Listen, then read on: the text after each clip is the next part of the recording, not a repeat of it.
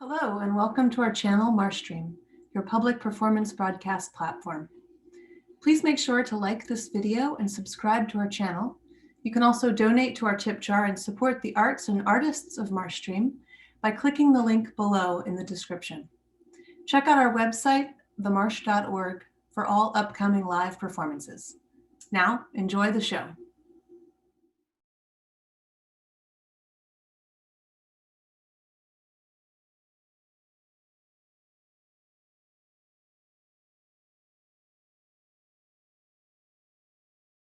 First up, we have Theresa Donahoe in Born Again in Berkeley.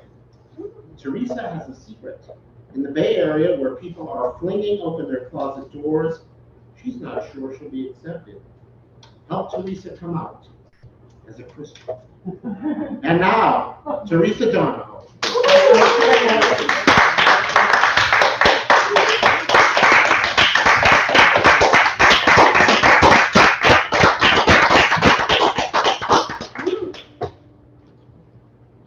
It's 2008, an election year, and I'm driving down MLK Way, heading towards downtown Berkeley to take a hip-hop class at a gym I recently joined. Yeah, hip-hop. I'm excited, but nervous. Well, you see, I'm new to the whole Berkeley area, and I haven't taken a dance class in like 20 years. And that's if you count cheerleading as dance. It counts. As I reach Berkeley city limits, I see a sign. You are now entering the nuclear-free zone. Now entering? I park my car, and as I'm walking to my hip-hop class, I notice all the bumper stickers. Bush Flag people died. Don't believe in abortion? Don't have one. On the first day, man created God. I get to class. I'm new. I don't know anybody. I'm just gonna stand in the back.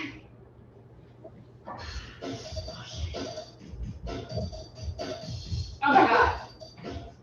I love this song. We used to do a cheerleading team of the song when I was in high school. I think I still remember it.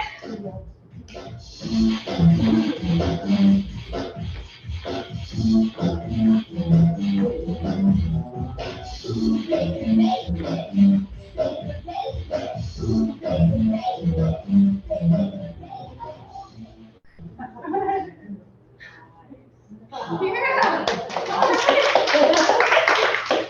Hey, I think this class is gonna work out. Afterwards, I head for the locker room, and as I'm changing my clothes, I overhear two women talking by the mirrors. I had to have my mother-in-law over this past weekend. She's a Christian. Ugh, sorry to hear that.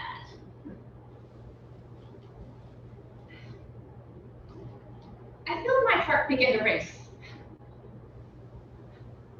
Did I just hear that right? Well, what's wrong with being a Christian? Am I not welcome? It's 1989. I'm 18 years old, and I'm attending my church's youth group. I love youth group. Our youth pastor Robert, he's the best. One time at youth group, before it ended, youth pastor Robert makes an announcement.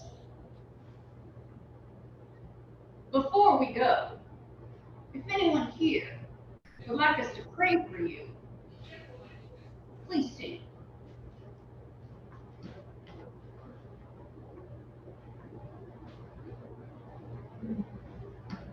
I think about standing.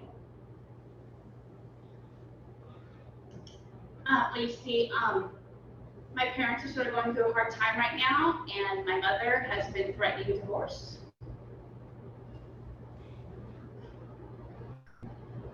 But it's hard. hard to ask for help.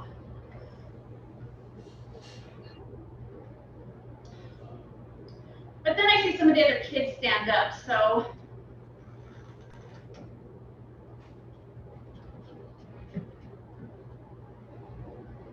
I don't want to say why I'm standing, but it turns out I don't have to.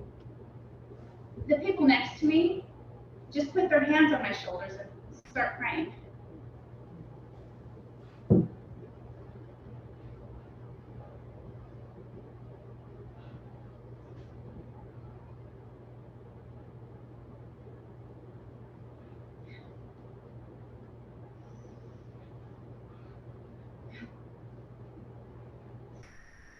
And this gives me hope. You see, these are the kind of Christians that I know.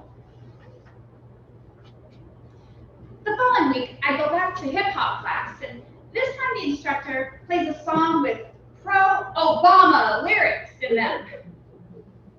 Wow, political music at the gym. Oh, that would never happen where I grew up. I mean, I thought that gyms were supposed to be neutral.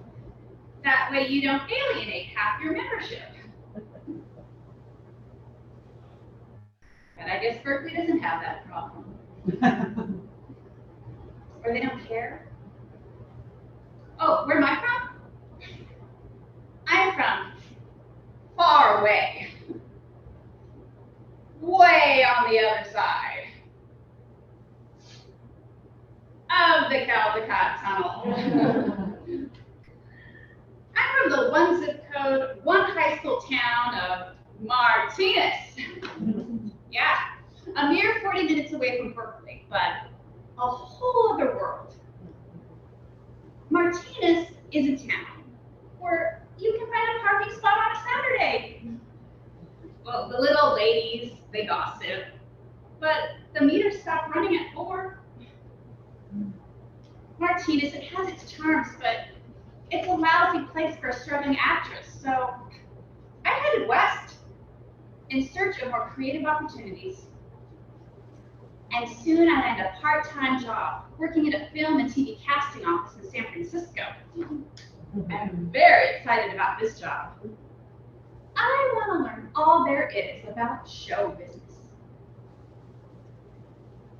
So one day at work, during my break, I'm reading my pocket Bible. Oh, trigger warning.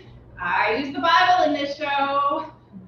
But don't worry, I believe the Bible is meant to build up, not tear down.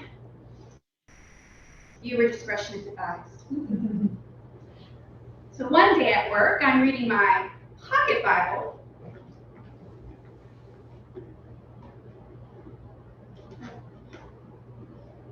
Brethren, let us love one another, for love comes from God, and whoever loves is born of God and knows God.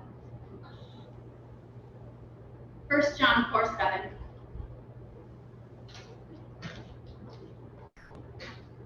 How can you believe in that?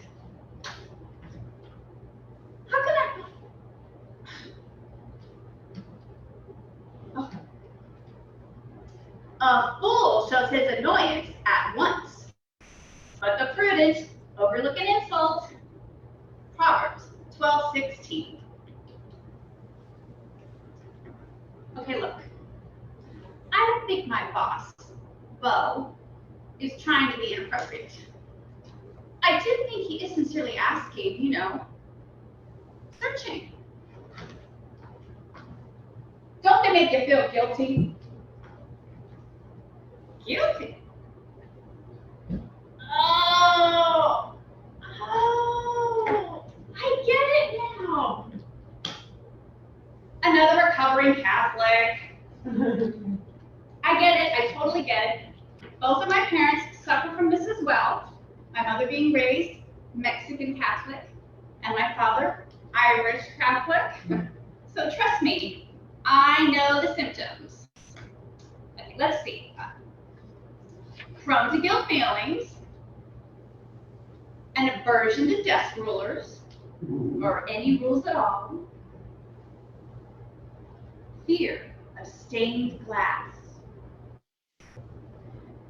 You know, to this day, my mother will not step inside a church unless it's for a wedding or a funeral. Disillusioned with Catholicism, my mother joined another type of church, the Church of Self-Help. And on her side of the bed was a tall bookcase filled with such titles as, let's see, I'm okay, you're okay. Games mother never taught you. Pulling your own strings. Oh, and who can forget? S. Does anybody remember S? Don't get me started on S. You go to one seminar, they won't stop calling the house. But on my father's bedside table, there were only two books. The latest James Michener novel and the Bible. My father may have quit Catholicism, but he never quit God.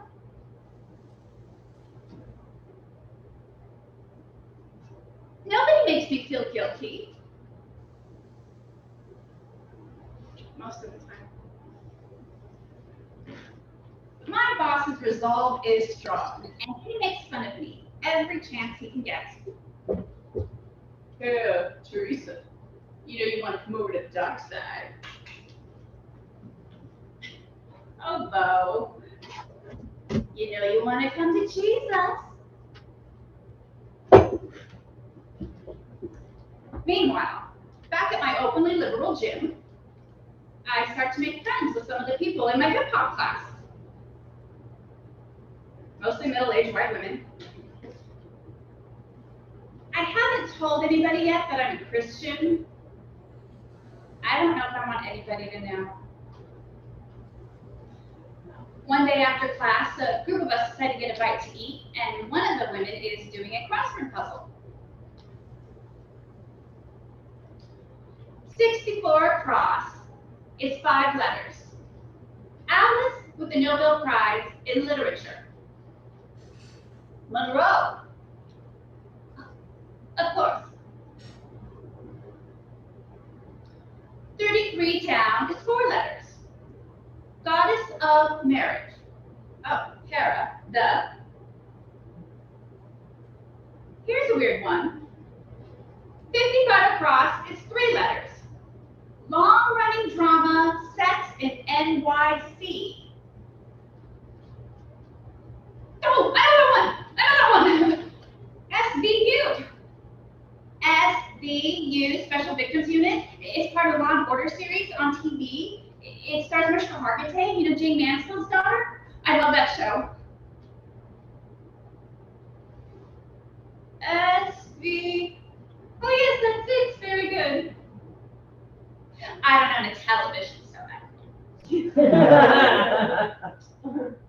You know, Paula hasn't been in class lately. She's been working on her thesis. Oh, good for her. Mine was so grueling.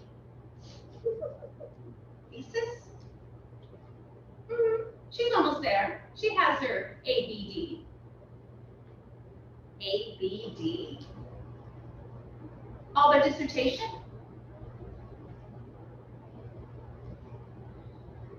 I find out that some of the women in my hip hop class have their PhDs, and one has a master's, and someone even graduated summa cum laude. Am I saying that right? Summa cum laude of her university. I don't really know what that means, but I can tell that I should be impressed. Well, I mean, nobody in my family went to finish college. But my brothers, they work with their hands. My sister got a job right out of high school with a company that offered stock options, and she just worked her way up the ladder, so.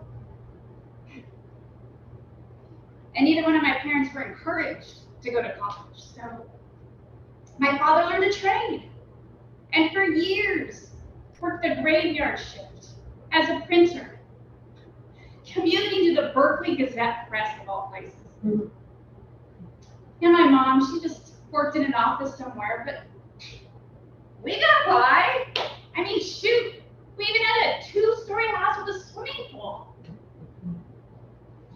I mean, is everybody supposed to go to college? What a privilege that is, to grow up in an environment where you're expected to go to college. Who pays for it? It's not like I didn't try. I did attend my local community college for a little while.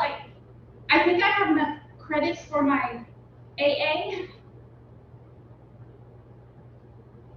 But when I went to apply for some scholarships, grants, on paper, my family wasn't poor enough. And when I tried to tap into my Mexican heritage on my mother's side of the family, I wasn't Mexican enough. I fell into that blue-collar middle-class hole. And I have to confess, whenever I would hear a story about how some poor immigrant got a full ride to their dream school, it stung. And a seed of resentment towards outsiders was planted. Yeah, even with my Mexican heritage, it's still easy to not have compassion. It's easier to say, oh my gosh, but I was born here. Or, my family came to the US legally. Or, we're assimilated. It's easy to feel abandoned by your own country. The perception is, in order to get any sort of attention at all, you either gotta be really rich or really poor, because everybody loves a rags to riches story. But if you fall in the middle, you're invisible. But this is where I think that working class people, we have to be careful that our feelings of abandonment do not breed fertile ground for xenophobia. Fearmongers will try to take advantage of our vulnerability, but we cannot let fear rule our hearts. The Bible says God doesn't give us a spirit of fear. Meanwhile, back in the casting office, my so-called atheist boss asked me to cat sit for him in his Oakland apartment while he's out of town. Yeah, I jumped at the chance, because at this point in my life, I was pretty much couch surfing. But I'm curious. Okay, but why me? Why not one of the other girls in the office? Because, my little Christian, I know you'll take care of my cats, you won't drink my wine, and you won't have anybody in my bed. Interesting. The very thing that he makes fun of me about is the same reason why he trusts me. But turns out, my boss is out of town all the time. I was pretty much living in his Oakland apartment rent-free. I clear out some drawers for myself. I take up half this closet. I put pictures on the refrigerator. And occasionally when he does come back into town, I stay at a friend's place. But for the most part, I consider myself an Oaklander now. One time he was in town for a few days, and when he left, I noticed he had taken down all the Jesus magnets that I had put on the refrigerator. Well, I like to look at them, they cheer me up. You know, God loves you. Prayer changes things. Love never fails. I mean, how could he not like those? I better get some more. I go to the Christian bookstore, and this time, not only do I get more magnets, but I put them all over the apartment. Jesus loves you. You are a gift from God. That one's by the cat's litter boxes. Oh, bathroom mirror. You are God's favorite. And on his bedside table, I leave him a roll of Testa mints. Or minty fresh bread. Later he confesses.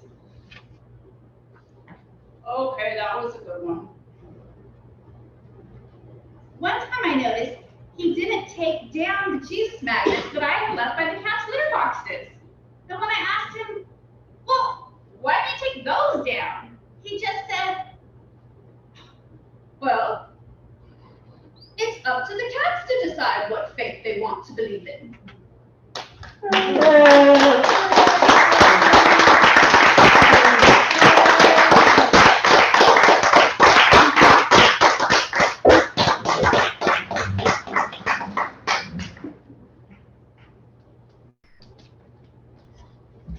How about another round of applause?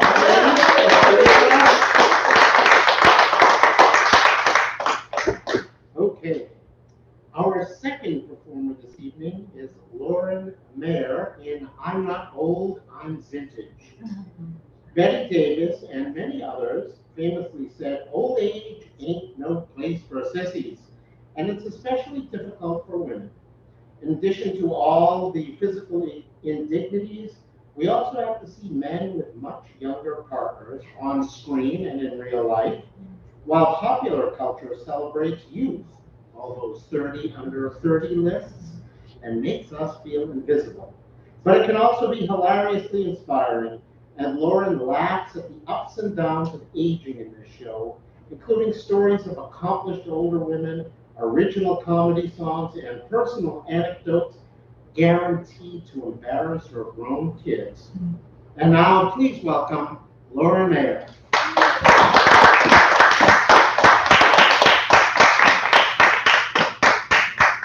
I need to blame this one on my advanced age.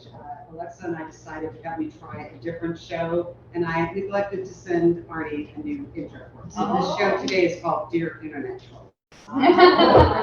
But I still will embarrass my children.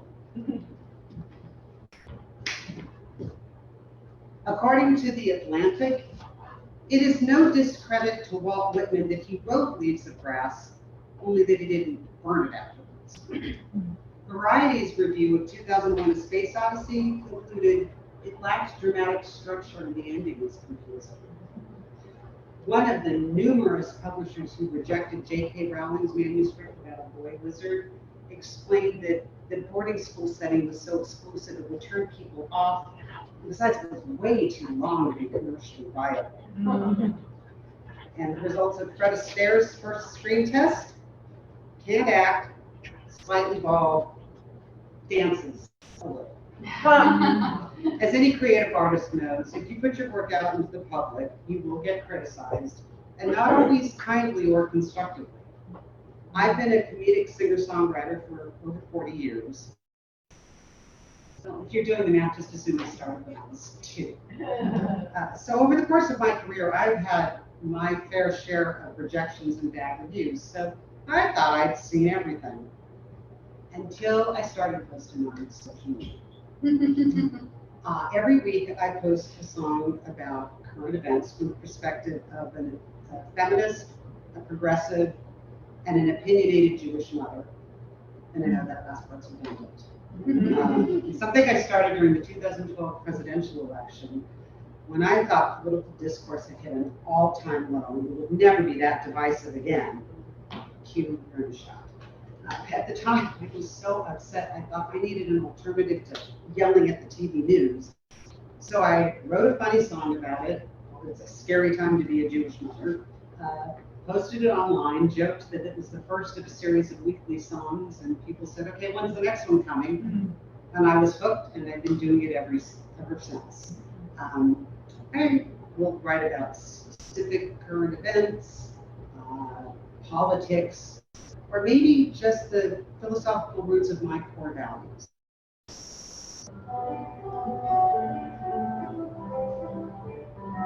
I thought this was a country that welcomed in the strangers, huddled masses yearning to be free.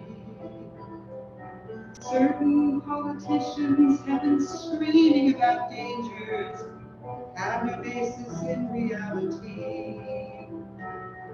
So as this issue's heating up in politics today, to those xenophobes I'd like to say, we are all immigrants, you schmucks, to this carelessness and arrogance, pretending history doesn't exist. We're mostly all immigrants, you schmucks, except for Native Americans, who have good reason to be really pissed.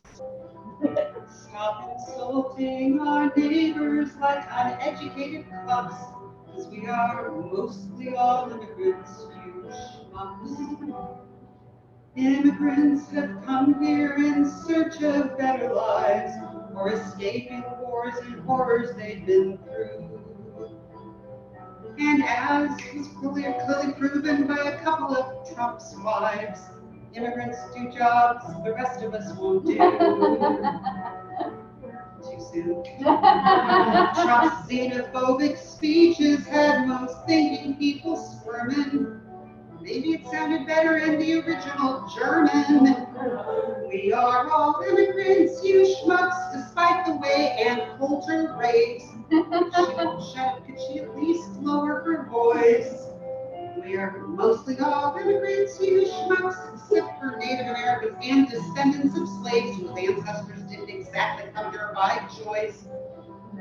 You know you're in the wrong when you're endorsed by the Ku Klux Klan. These platitudes and slogans recall us at our worst. Look up the history of Charles Lindbergh and America First. So much damage done back then by anti-immigrant hysteria. And afraid today would be a girl from Syria. We are all immigrants, you schmucks, so stop these nativist attacks. They're un-American, unfriendly, and unfair. We're mostly all immigrants, you schmucks.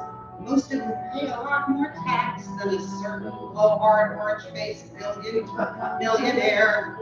Now my song's not just for yucks. Of my point here is the crux. Stop stirring up the muck with hateful rhetoric that sucks. Because we are mostly all immigrants, you schmucks.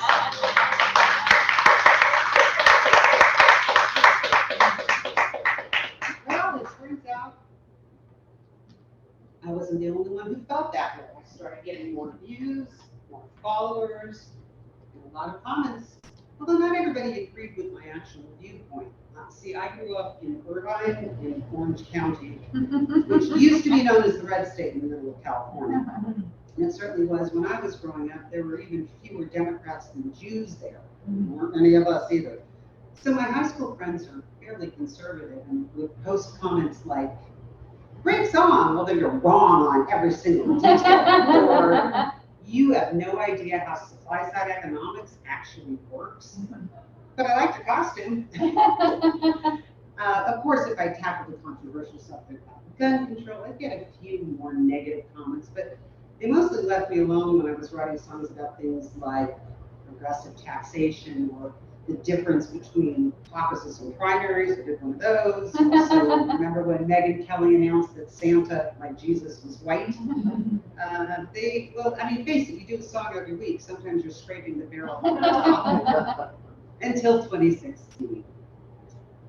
A little event happened then that provided me with endless material. So yeah, I wrote songs about specific wonderful moments like Kofefi, remember that? Or the upside down Bible photo op where they tear gassed priests. But I still found time to write songs about the issues that mattered most to me. The news is full of sexual misconduct and harassment, and what to do consumes each institution. But instead of trying to analyze what each remark or past meant, there just might be an easier solution. You could do a lot of training and encourage more complaining, or you could hire and promote more women. Make everybody in the joint sit through an hour-long PowerPoint, or hire and promote more women. You could ban socializing and employee patronizing, telling rules and regulations you're swimming. Have your board of directors hire inspectors with lie detectors, or maybe just appoint more women. You could give girls a dress code, making sure that nothing shows so that guys aren't triggered by women. Or that crap we think torpedo boys could own their own libido and stop blaming everything on women. With each story coming through, you could snip if it's true till the list of allegations is brimming. But instead of having men tell us what to do again, we might try listening to women. You could emulate Mike Pence and decline any events where there's a chance you'd be alone with a woman, which is totally unfair. If you avoid us everywhere, opportunities won't be there with women. And if a guy's such a wuss he can't help grabbing someone's private parts, just needs trimming. Instead of one more chance to keep it in his pants, maybe he should be replaced by a woman. There seems to be a troubling double standard for men who have harassed, assaulted, or philandered. Democrats, we reject them, while Republicans elect them.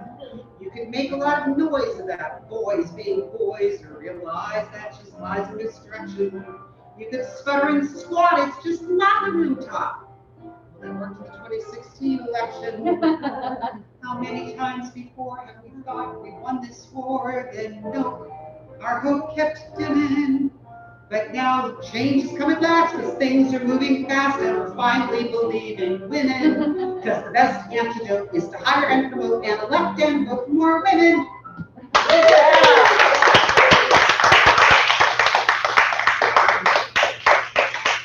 Well, that song hit a nerve. I posted it.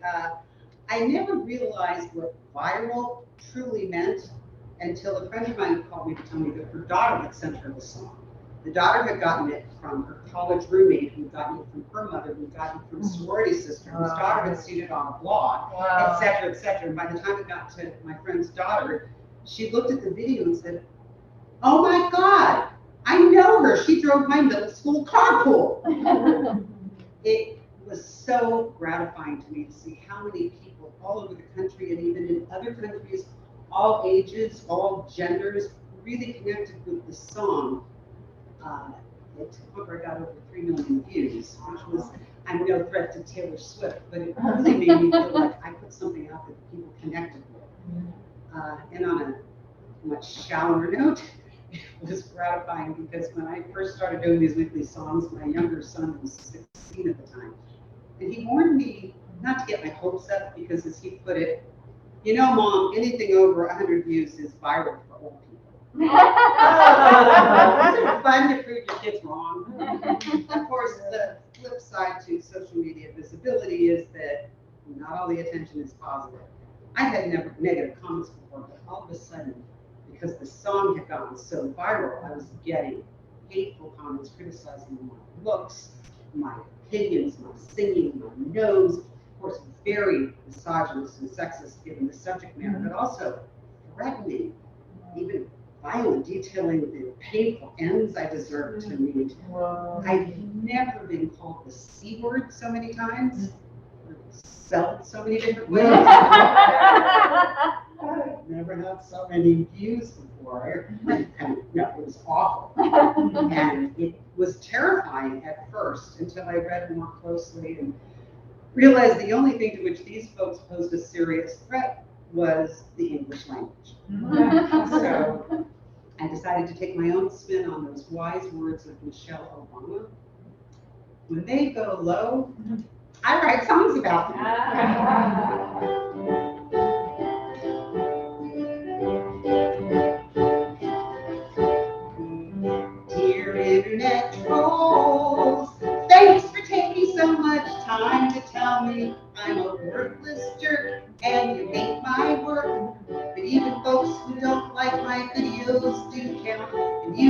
pals have really goosed my view count. Though you think my writing and singing sucks, you help me make a few extra bucks. And you might think that I think your comments are scary. Clearly you just need a hug and a dictionary. Dear internet trolls, gosh, you really sound upset and you want to get it off your chest. But I'm not impressed. Your anti-Semitic sexist slurs would be more compelling if you could be bothered to check your spelling. And as for using foul language to knock me, I've raised teenage sons, so it's hard to shock me. So why think that I think your comments are scary? Clearly you just need a hug and a dictionary and a good therapist. Now some of what you state may seem hateful, but for making me feel famous I'm grateful. I don't want to sound shrill myself, but you and your pals have already given me plenty of possible methods to kill myself, so I'm good for now. Dear internet trolls, did you think the way you bellyache was gonna make me disappear? I'm still here, but I know what's behind the misbehaving around your tricks, showing off for each other by waving around your words. If what I create makes you hate and look for it, no, you could always just ignore it. So don't think that I think your comments are scary. Clearly you just need a hug and a dictionary and a good therapist and a job and a social life. Something that's nothing to do with what's clearly too much free time on your hands. And a lollipop. A teddy bear.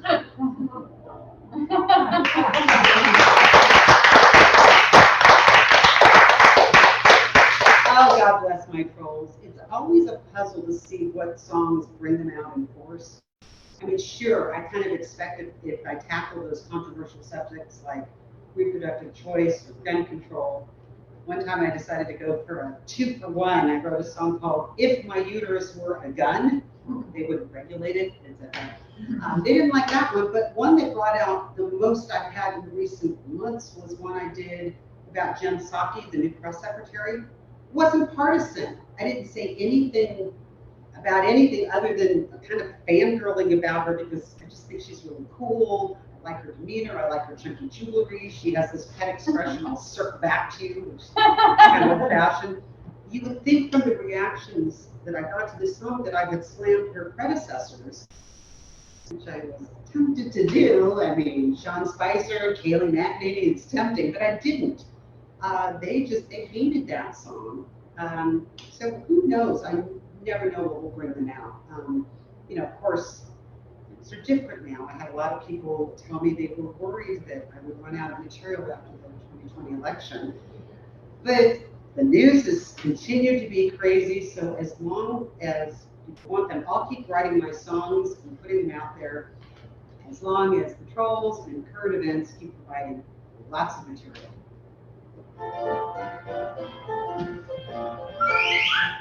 You will find that humankind is constantly progressing. What we believe evolves, just wait and see.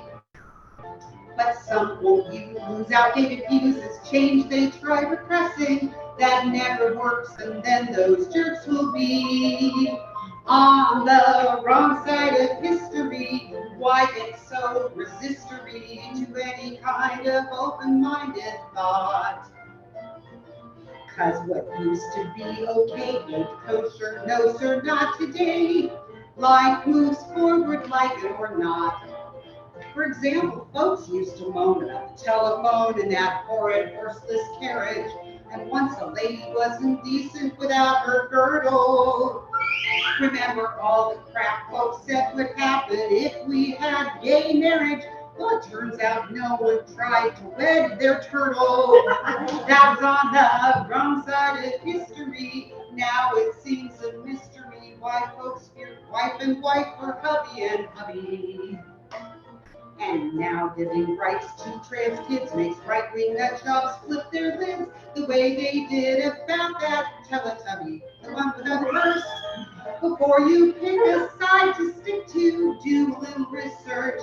Cause if to keep up with the times you're failing, your name will go with George Wallace, Joe McCarthy, and John Birch, Anita Bryant, Phyllis Shapley, and Sarah Palin. On issues that range from climate change to not suppressing voting, racial justice, women's rights, or equal pay. Oh, we can make things be more fair and free without our heads exploding. Hell, the Vatican even finally forgave Galileo. Though it only took 350 years, that's on the wrong side of history. Yeah, change can be tough and blistery, but we don't need to meet it with such defiance. Especially when we're in a crisis, honestly, the best advice is stick to facts, reality, and science, or else you'll be on the wrong side of history. I don't mean to use attack words, but stop trying to go backwards, or else you'll be on the wrong side of history.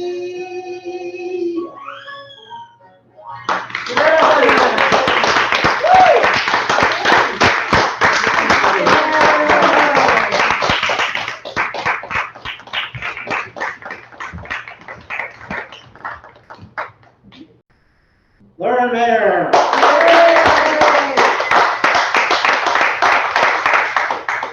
All right, and now our final performance tonight features Maureen Langan in Don't Make Me Hate You. Maureen is an award-winning Bloomberg television and radio host, PBS documentary producer, TEDx talk speaker, media coach, and international stand-up comedian. She's been featured at comedy festivals in the US, Canada, Europe, and South Africa. And now, Maureen Langan.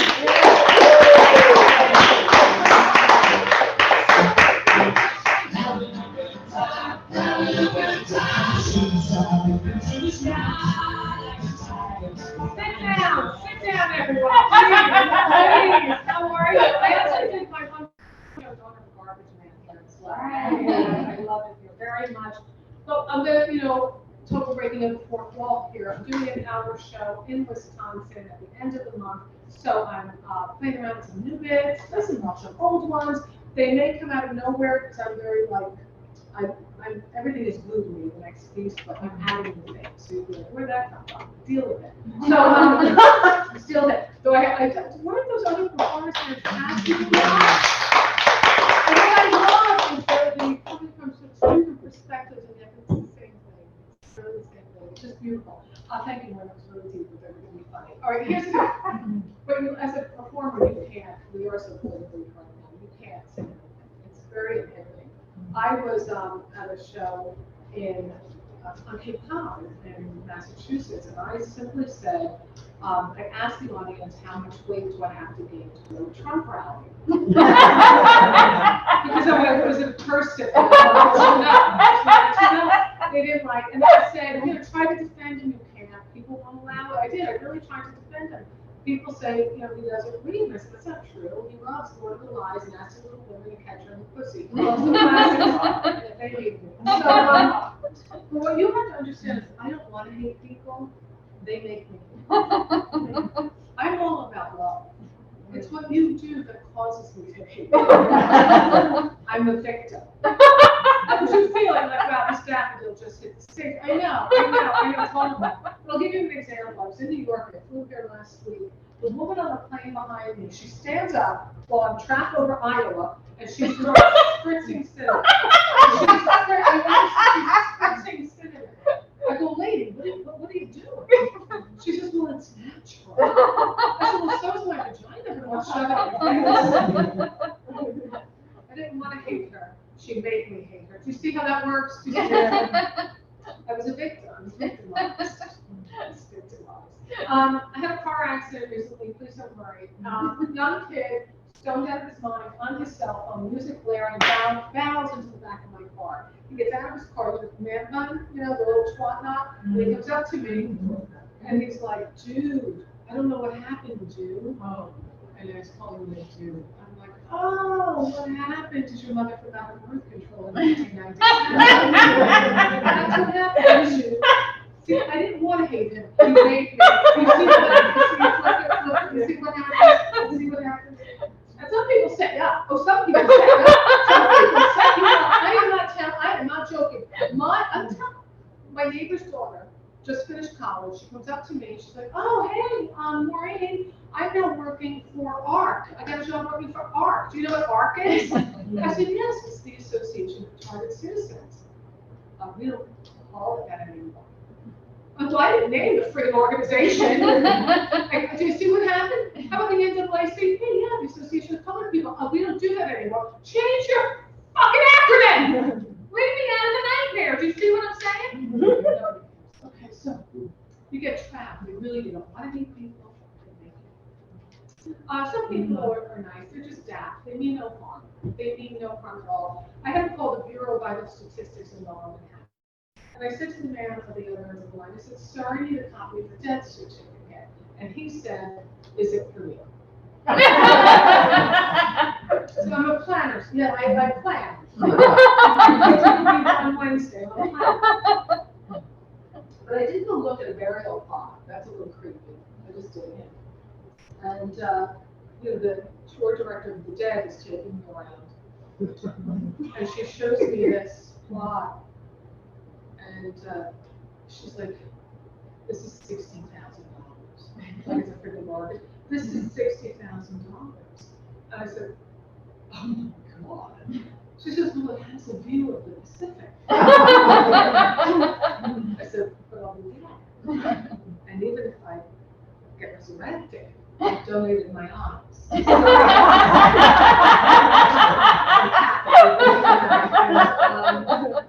don't know if there's a win-win in this. I was at a cash register, and the woman, again, daft, sweet. I gave her my credit card. She said, oh, your name is Maureen. What do people call you? So they call me Maureen. Because that's my name. So let me see. You guys, I'm playing around. You don't care, right? You guys are looking at it. All right. So, this is when we travel to the country. So I don't want to make fun of San Francisco, but we make it. Well, listen to you. I'm from the East Coast, so people out west make fun. Oh, did you work in Jersey? Nobody in the freaking mind says Jersey. It's ridiculous. The stereotypes, or they have this Snooki and all this kind of. And I live in Manhattan now and then, but then people on the East Coast make fun of California. People never right here, so I don't like any of it. Unless necessary. So here's the I do like being in the Bay Area very, very much because I think people are progressive. I think they really care about the environment. I think they care about other people, unless they're Christian. Okay. Oh. I thought it was fantastic. People did it. Fall back. But not San Francisco. Ooh, I'm talking the Bible holder. Trigger warnings. You don't have to. She's right though. I have to do that. Trigger warning. So there's something wrong with everybody here. I'm telling you, we need trigger warnings that there are people who need trigger warnings. Triggering can just keep going on. They're all out triggering each other. So what happened?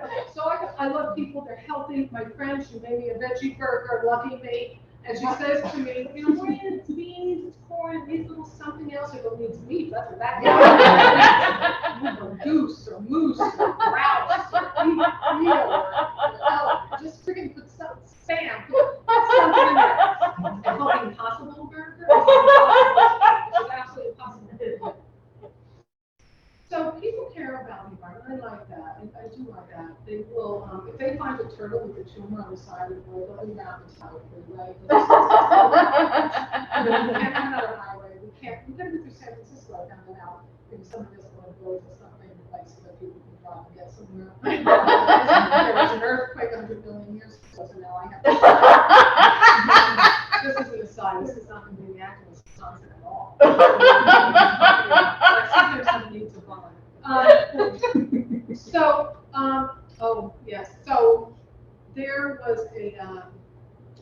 unfortunate. There was a tree that had to be cut down to make room for school. I don't know if you know that, it was horrible. It was a terrible time for people in the South Bay. And they cut the tree so the kids could have a place to play. It wasn't good. So the tree lovers held a funeral. I'm not joking, a midnight candlelight vigil funeral of the tree. Like they walked down the tree. Do you understand what I'm saying? And of course, me, I have to go up and go like, to my big part. Will you be burying it in a wooden coffin?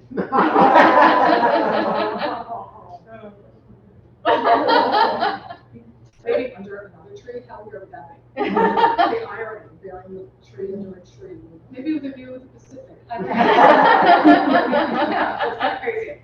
All right, here's the deal though. This really does bother me, the overly political correctness. Like, it is just so on guard. We have to understand people's intention. We have to understand where they're coming from. We have to understand what those words mean to them, not only how we perceive them, but ask, what did you mean by that? Or how does that? And Maureen, that offends me, to which I don't give a shit. But you understand what I did my show Daughter of a Garbage Man here, and the lovely Alexa, who's doing all our tech tonight, and Arnie, they've all seen it. There's very funny moments, but it gets very deep, it gets very emotional. It's about growing up with a father who's a New York City sanitation worker, a mother, immigrant from Ireland, their strengths, the secrets, the struggles that people deal with. It's an alcoholic family. I mean, who doesn't have an alcoholic father? I used to go to Al-Anon, but that sucked because nobody ever wanted to go afterwards. Coffee, there's families. If there's families, they're welcome. So I'm not the alcoholic. Understand what do I have to suffer? We talked about really some very heavy things, very deep, and I'm emotionally drained because I give it all to the people, to the masses. It's a lot of people I do. So I'm out in Florida, and this woman, middle-aged woman, much like myself, says to me, "I need to talk to you." Oh my God, trigger warning. She says to me, I don't like, I have to set up what I said. I said that my father, Dewey Langan, is a blend of Archie Bunker, Fred Sanford, Marlon Brando, the early years, not the fat years. I also said he's still a man who feels people colored, but in a good way, if that's possible. Hey, I saw my colored friend Rufus. Dad, we don't call people colored anymore. Oh, you read that in a book, Fancy Pants? You read that in a book? Anyway, so that's the scene. She says to me, I don't like that you use the word fat.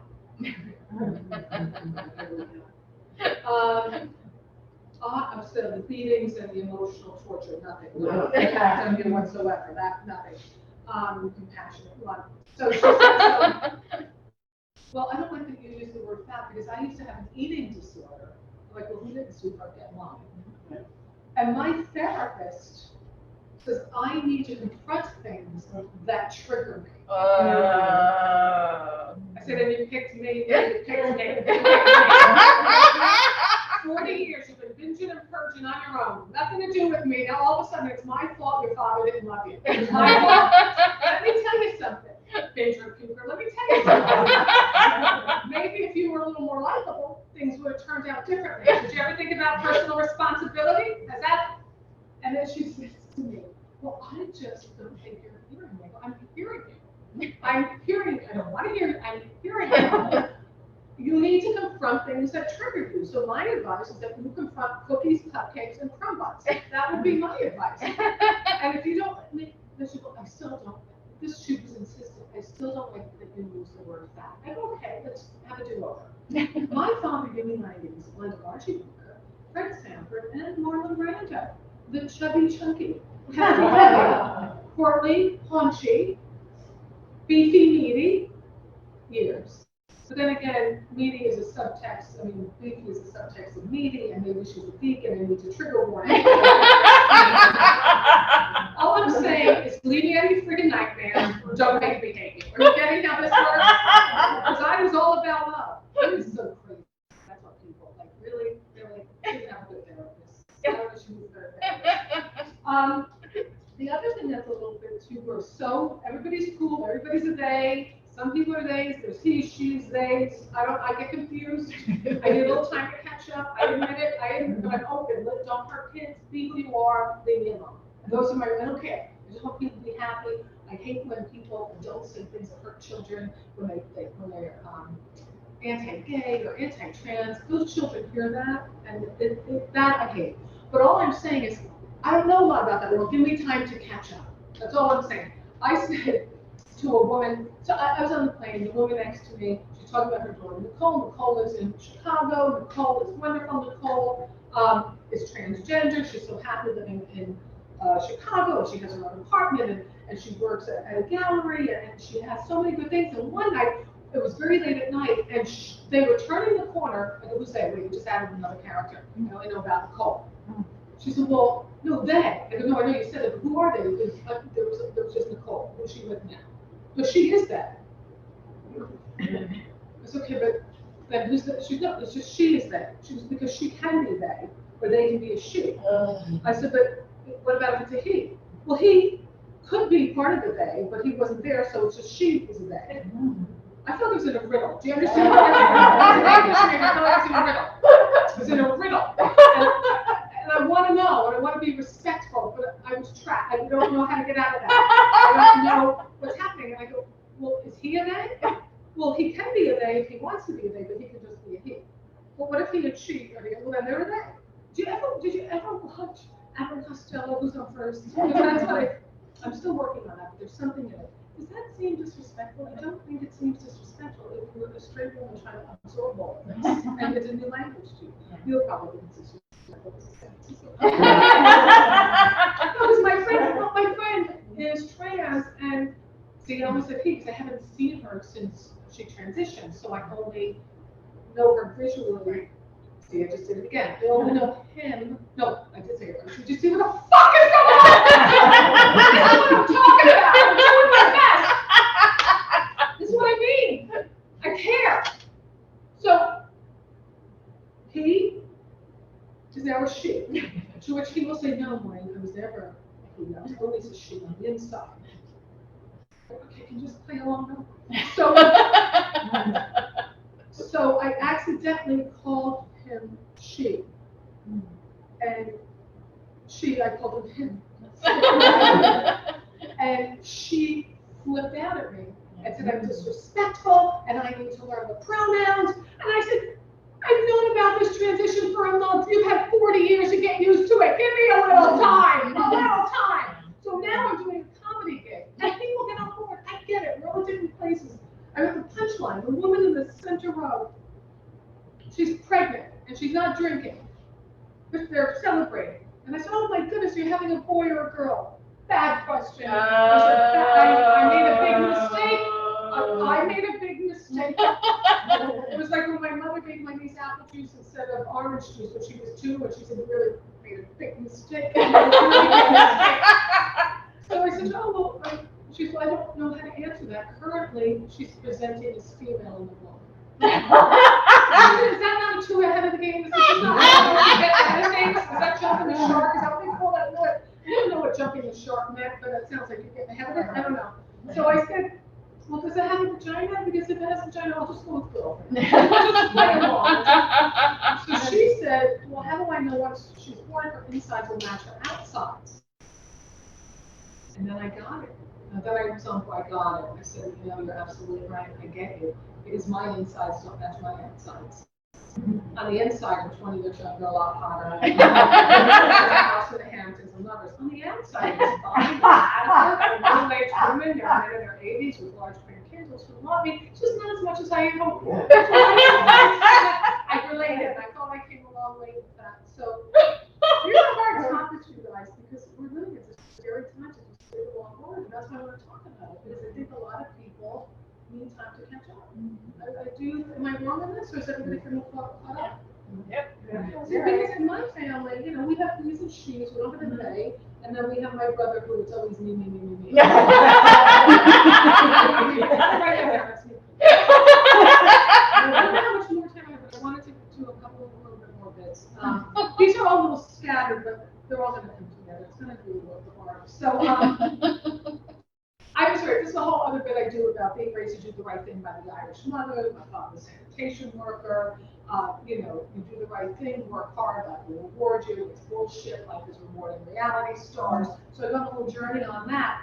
And you see people getting rewarded, getting book deals, movie deals, for doing the wrong thing. Like there was a woman in jail.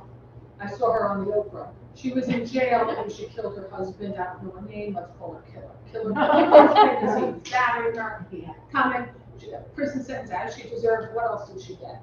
She got a book and a movie deal because she killed her husband. I was an English major. I was a journalist.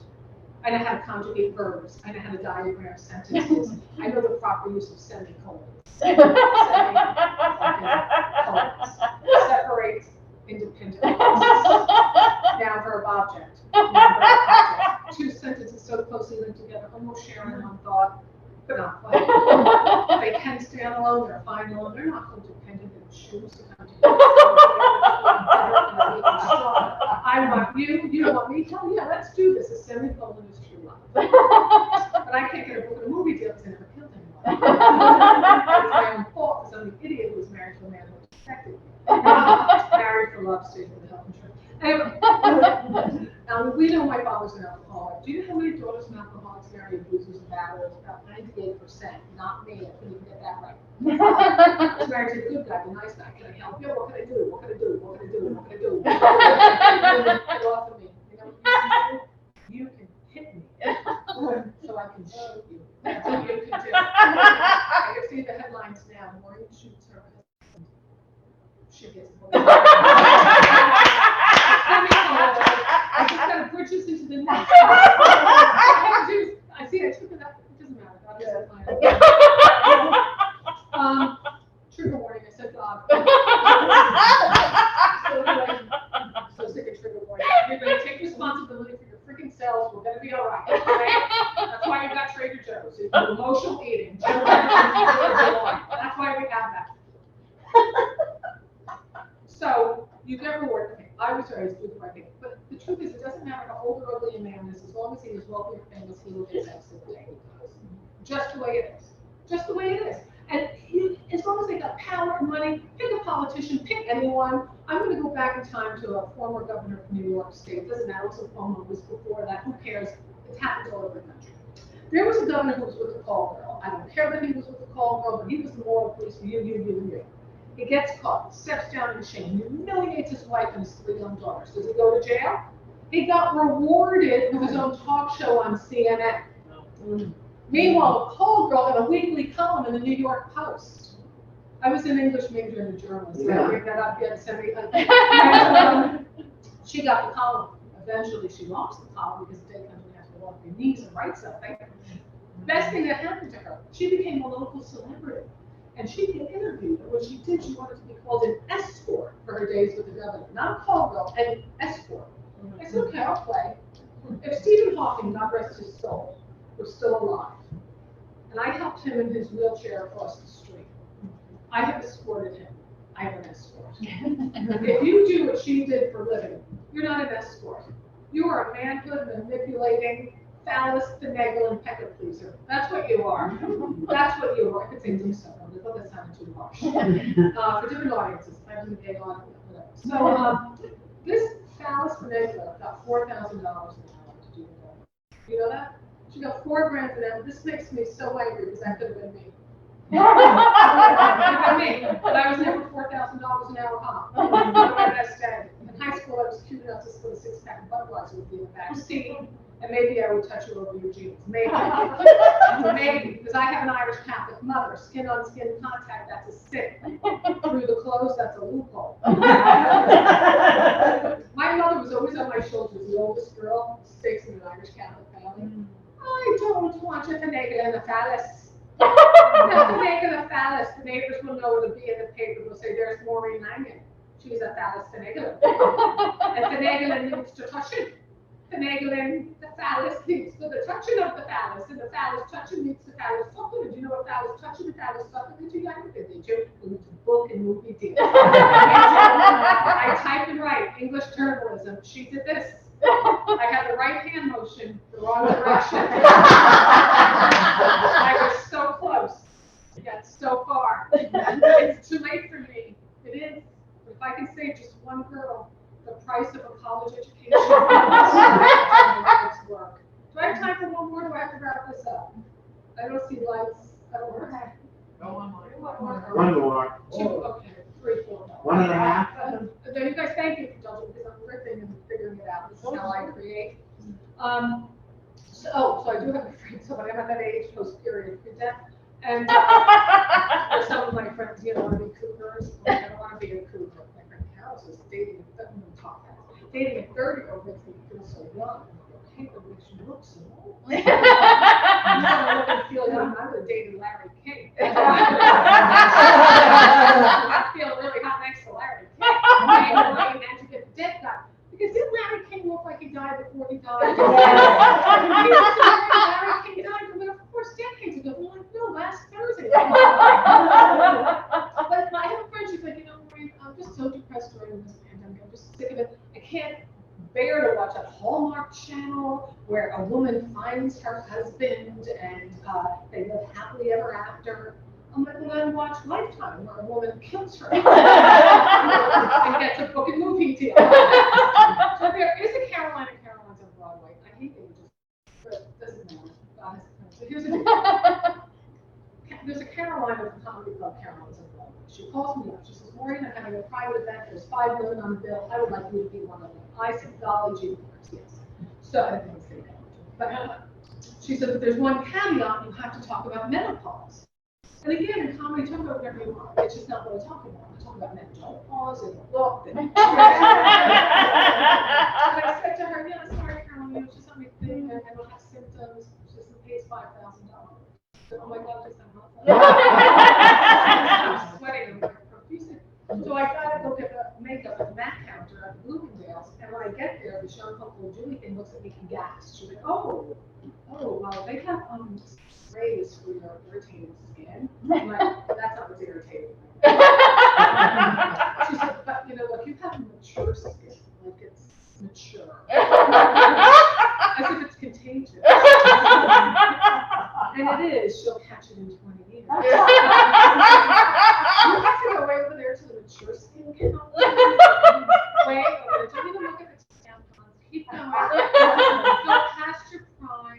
You see familiar things, bitterness of broken sexless marriage.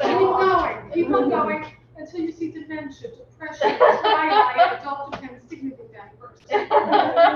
Adult depends, dignity diaper, oxymoron. So my doctor says, but Maureen, at your age, you could need them. I said, why?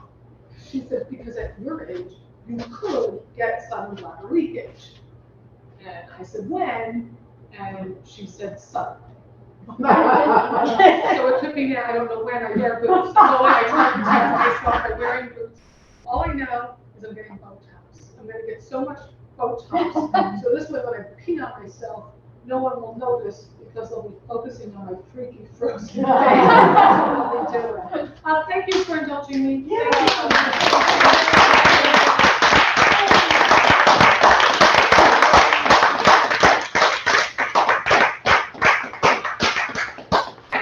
One more for Maureen Langan.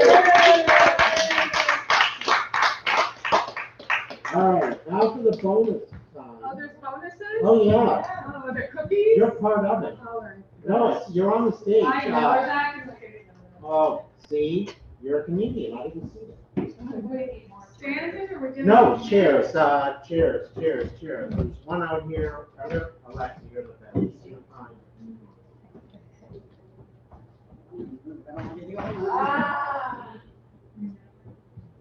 You were the only one out there before, just saying. Yeah. But it felt rude to take a second turn.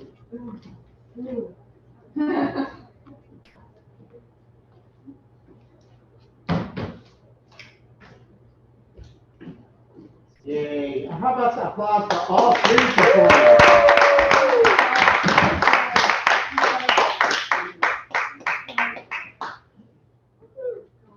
So I want to open this up to the audience, and do you have any questions for the performers about their performance, about performing in general, anything related to what you saw tonight? No, I'm not on medication. Little yellow months. I have a question for Theresa. Um, Yes, hi Theresa. Yes, I was wondering, how do you feel as you, how did it evolve with the show? You know, with your, being a Christian and defending it. I just enjoyed it. I saw the performance, but it just brings a lot of, questions, you know, because, there's a lot of religion out there. And I don't hear too many people like with you saying that you have to, you know, defend it. You get insulted a lot, you feel, as you go through life. Because a lot of people don't know. It's like you're in a closet, like you're saying, if I don't say nothing, people know I'm not Christian. Yeah, and I think it's a nice topic to talk about. So, what was your question? I'm sorry. No, I was just, Oh, okay. yeah, just really how do you feel so far as you're developing this play? Oh, like am I more out of the closet? Yeah. Do you feel more comfortable? Did you go through a lot? Oh, I didn't know this. And let me tell you about that. And it seems like it's evolving quite a bit. The show or me? Well, what do you think? Is it with you or? I think I've gotten a little more courageous with using the term born again. Yes. You know what I mean? 'Cause that makes people uncomfortable. Mm. You know, if you say, "Oh, you're a Christian," they're like, "Oh, what kind of Christian?" They said, "Oh, born again." Ooh. You know, and they never, because they associate it with, you know, Trump or whoever. Mm. So now I'm just like, I'm taking that term back. You Okay. know, and there's such a negative connotation to it. I'm like, no, I'm born again in a good way. You know, I mean, I came over to the Berkeley area from Contra County, Yeah. a whole half hour away. It's a whole other world. And there was all these negative stereotypes, and I was very quiet for a long time. And so I got people to like, look, I'm cool, I'm nice, you know, and I'm loyal, I'm a very loyal person, very loyal friend. So now I've gotten more brave, I guess. And so, I mean, I still get sometimes, but I've come a ways. I've come a ways, I think. Yeah, I'm evolving. I just wondered, is that your only show, or have you done other things too? I know these two I've seen before, and I know that they've done things here. Have you done other things here? Yeah, I mean, I've done a lot of short stories because I take classes at the Marsh. I did one other full length, Late Bloomer, in 2017, and I did that at Fringe Festival. But this is my second full length. I've just done a lot of short stories, like 20-minute pieces, 20-minute pieces. So those are easy to fire out. But this is this is just my second one where I have 85 minutes of material. I'm trying to get it down to 60. Good job. Maureen, do you think you might get that book deal? Well, you know, it's interesting, but I did the solo show, Daughter of the Garbage Man, which was deep. Yeah. My mother, I told her I was going to do it. I was going to open up, you know, do a show talking about family issues. You know, Irish films, you don't count. It's tough. I'm sure in a lot of families, but, and you don't make a show yourself, which is what I did for women. And it's just insane. But it's funny, I think I may do something with that. My mother said to me, oh, gosh, I didn't know you put that on stage. I thought you were writing a book. And I said, oh, you mean something more permanent out there. Okay. Yes. But, you know, I think I might do it. I had a chat with somebody today about the visiting daughter of a garbage man in a lighter way. So I gave it forward. It just takes so much out of me emotionally. Oh. It's a lot, going back to some scenes of very painful when I was younger and being sick. It was just awful to relive that. And I feel like I've gotten that out of there. You know, like, okay, you know, but did it now twice. So I don't know, I don't want 3 times to return. So I'm working on making it more of a, not just stand up, but just kind of hanging with the funny kind of stories, and not just funny like comedy, going deeper, but keeping it on, maybe not going to that 20th percentile. And then I think I can see a book with that, maybe something a little lighter. I don't know. Yeah, I think it's a nice topic for you. Your parents are immigrants. You're the second generation, right? Well, my mom, I'm first generation, and my mom is Hawaiian, but my father's parents are Hawaiian. Oh, okay, so grandparents. Huh? Yeah, 1.5. Yeah. Yeah. Right. Thank you. Lauren, oh, sorry, don't know. Oh, no. I just heard a lull, so I jumped in. No. Oh, no, I'm fine. Okay. Okay. So, Lauren, I'm curious if you have been sort of accosted online. Has anyone ever seen you in person who saw you online and said anything to you in person? Only because my girls, first of all, they don't live in California. I've Yeah. had positive things where, I mean, I was at my son's high school play, and a mom came up to me and said, "Oh my God, I just put 2 and 2 together and realized you're that Maureen Mayer." I feel famous. And so I was in high school. It was pretty fun. I do get that, or doing a performance that somebody saw when I said, "Oh my God, you're this." The sexual harassment song was the one that got the most views. I did that, and then I did one called "I Didn't Come From Your Rib, You Came From My Vagina." Big country wig, and people saw that one. So I do every now and then, but I only get recognized for that song if I'm wearing a wig. You know what's interesting to me to hear both of you? It's really The Jew and the Christian, who knew? But it's like just both wanting to talk about speaking your truth and being accepted for that without. That's really this whole thing is. I feel like that Marsh is great because the comedy clubs don't know what to do with me because I sing. The cabarets don't know what to do with me because I do comedy. I don't do torch songs and songs from Dear Evan Hansen or whatever. So this is like the perfect place. Yeah, because Maureen she's a stand-up, a speaking comic, and you were saying that you don't think you fit in a comedy club with stand-up.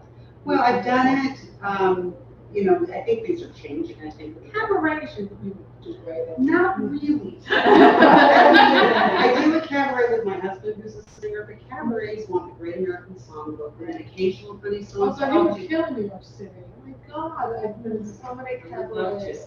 I think here there's not as many venues in the clubs here other than Marsh and only book celebrities.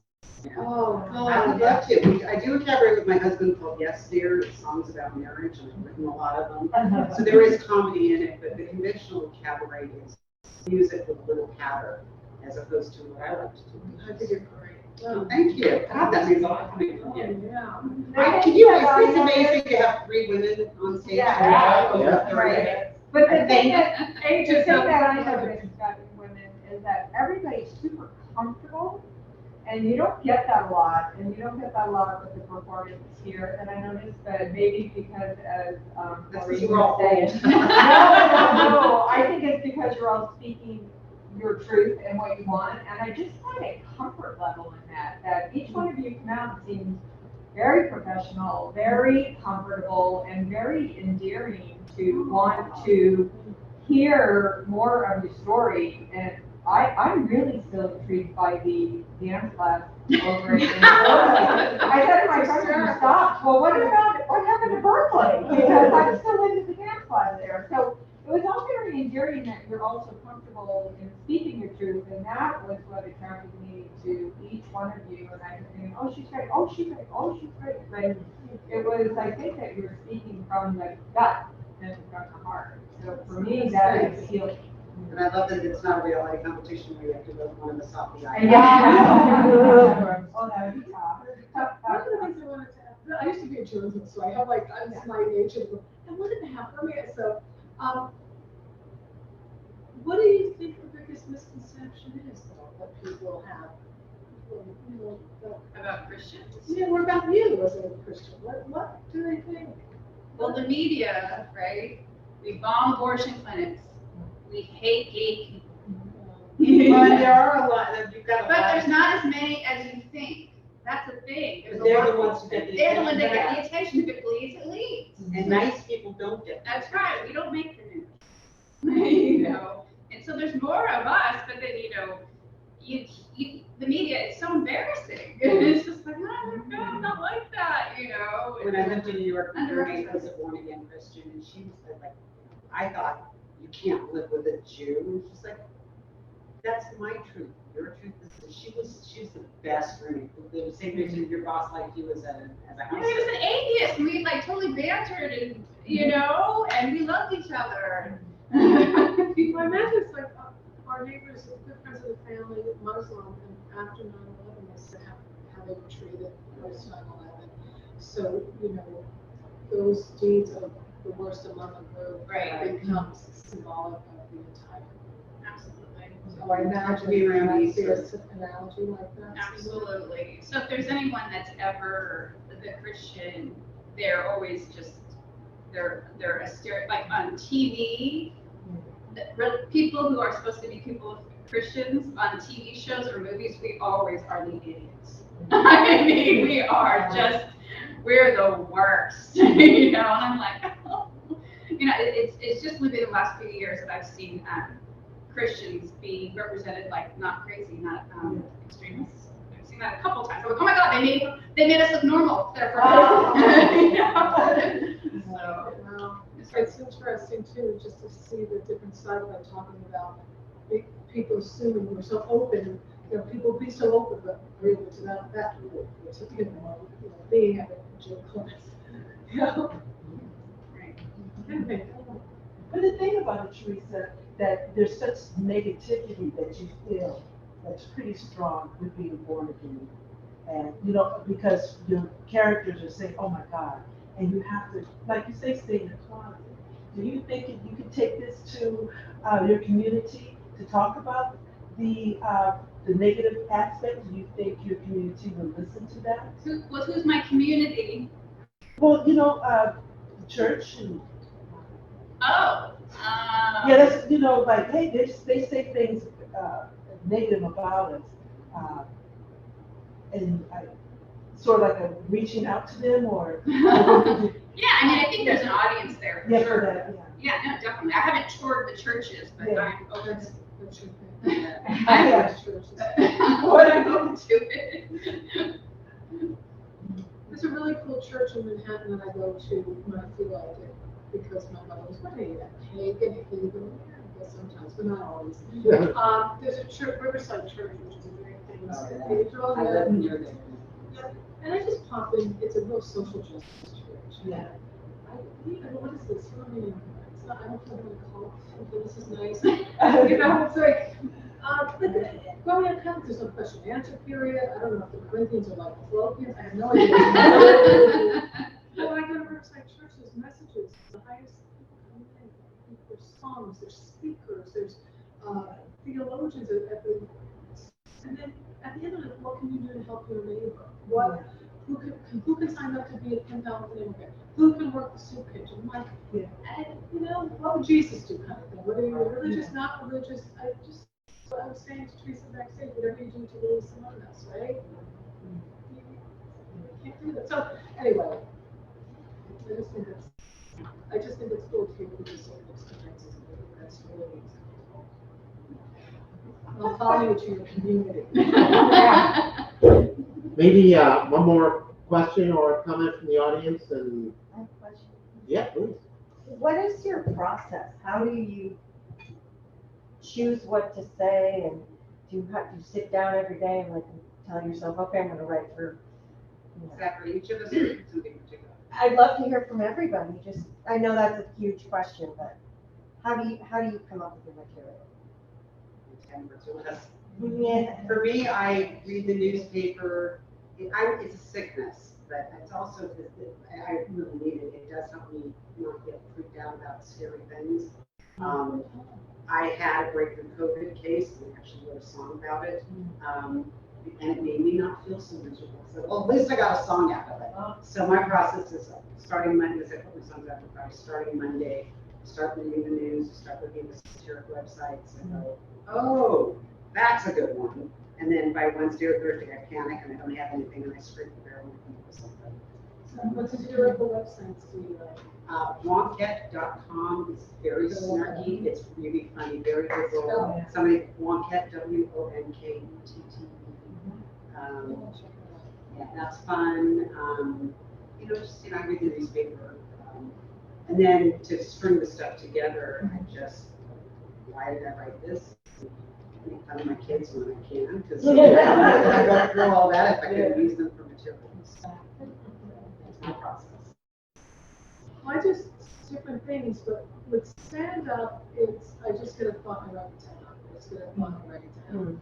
And so a lot of it happens in the here, to what it comes to my head, because my mind goes faster than I can speak, so I wish I had recorded because it would probably things that came to me that I can't remember. Me. That was That's so I did, funny. you know what, I wrote that down and And I, then what about the horizontal vertical hands? You didn't have it. oh, that one, yeah, Yeah. that. Well, you know what I did, the me, and this is a really good example about how something comes back around. I don't want to be political when I'm doing stand-up unless I know I'm going to do that.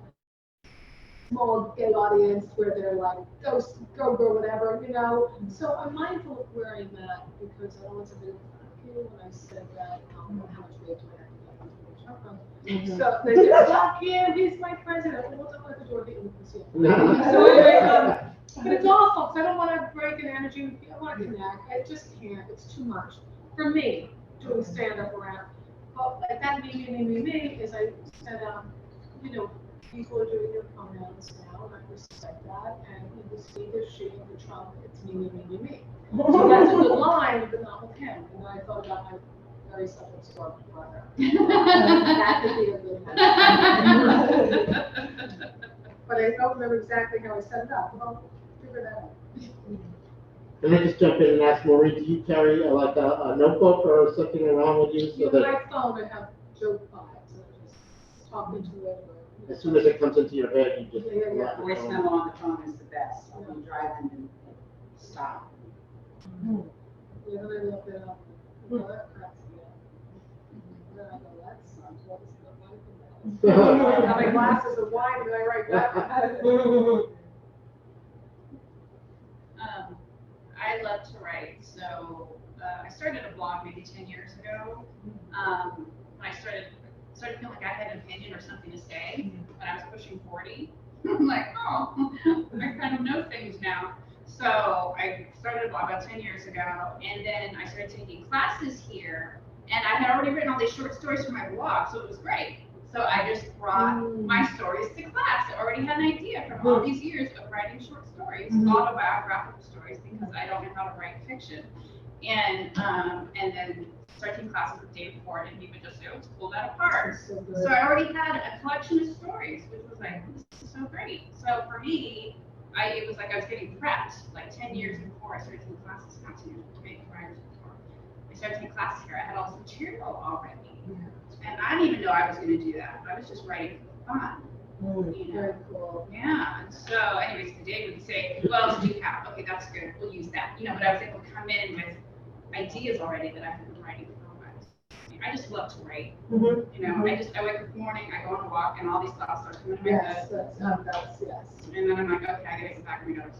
So that's my process. And then I have the classes that I take here. The teacher helps me turn it into a show. Great.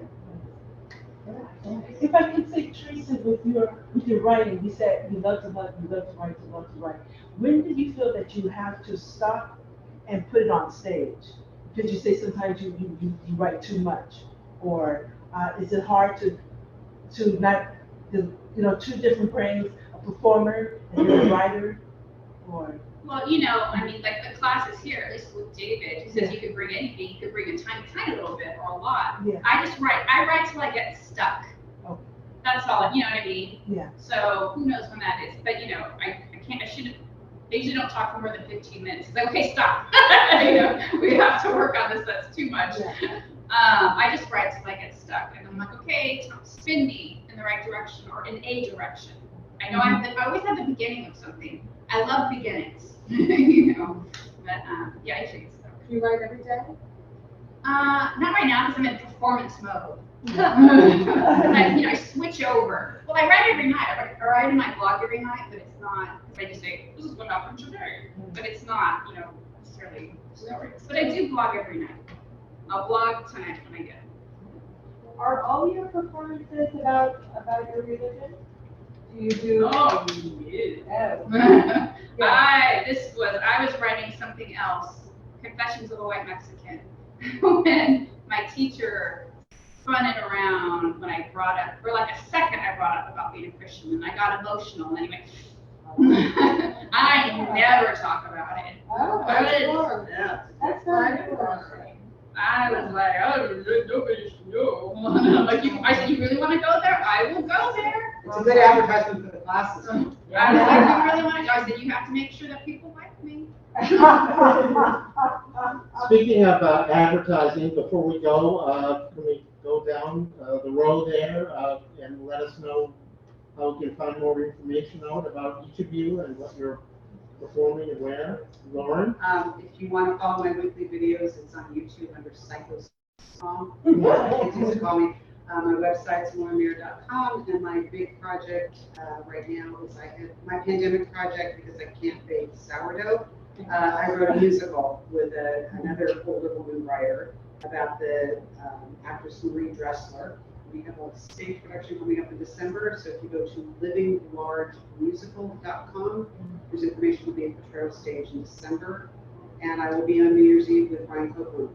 Oh. If you listen to his podcast, I'm his token woke Jewish mother, and I'm on the podcast like at least every other week. Where you performing New Year's Eve? It'll be at the Stanley Andrew Performing Arts Center. How do you spell your last name? Mayor and A-Y-E-R. Yes, so and Ryan's podcast is the best. Well, I think my podcast is. Well, then have me on your podcast, I'll tell you what's best. I used to be a KG with Brian. I had a talk show there, but I do a podcast, which I say I interview academics, to alcoholics, and everyone in between. It's fun, part, and smart. It's not just comics. I have tomorrow. So what I do, it's called Hanging with Langan, and I go live on Facebook and YouTube tomorrow at 4 Pacific time. I'm interviewing this really cool guy who founded the Monuments Web, which honors older men and women who try to get the art that Hitler looted and stole. And there's still so many missing pieces. He wrote the book, The Monuments, that was based on it. So he's joining me, and I just find it fascinating. And then I'll have the head writer for Conan O'Brien, who now works for Ellen. So we'll talk about him in a week. So if you follow Hanging with Langan on Apple or Spotify, but all the information's on my website, maureenlangan.com, and then RENLANGAN. Don't make me hate me takes you there as well. So follow me on Facebook and Instagram. I do these little mini videos for toilet talk. My father watches Fox News, and my mother is like secondhand smoke. She's absorbed it, and I sometimes escape because I go there to Jersey and help them a lot. So I go to the bathroom and I sit there and just talk to them 30 seconds until I can't take it. It's just I can't take it, so I just go in there and just silly things. So, All right, our theme song. I do that one in work. Yeah. So just see those on Instagram, and they're fun little ones. That's all I do. I blog every night, so I keep it updated. So if you Google my name, hopefully what should pop up, Theresa Donahoe, my blog on WordPress, my Facebook page, Instagram and Twitter. My handle, though, if you can remember it, is actually at tbabe29. So I'm at tbabe, TBABE 29. The new rules rather than the spelled out. Just 29. Yeah, great. Yeah.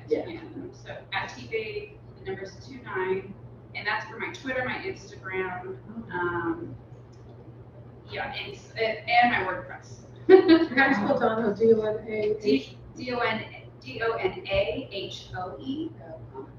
And I blog every night. I don't have my next show is gonna be I just got into the Road Festival in Fresno, but that's not. It's in Fresno. If you're in Fresno, that's not so much. And I will do the full. I'll do about 60 minutes of this show. Yeah. So, but I don't have anything. Well, I'll probably will have a show in December that's right, because I'm doing a class performance. I will have in December at the Berkeley Marsh.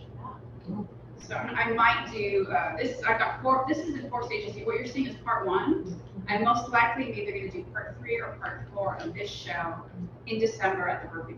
I want to see the whole thing. Yeah, Let me see the whole thing. Because I got Who it. do I gotta talk to? She's working on it, she's working on I really want to see it. Okay. Well, I'm gonna say, how about a final round of applause? it. Give it up to the audience member, this is still going to have real people. Thank you all for coming in.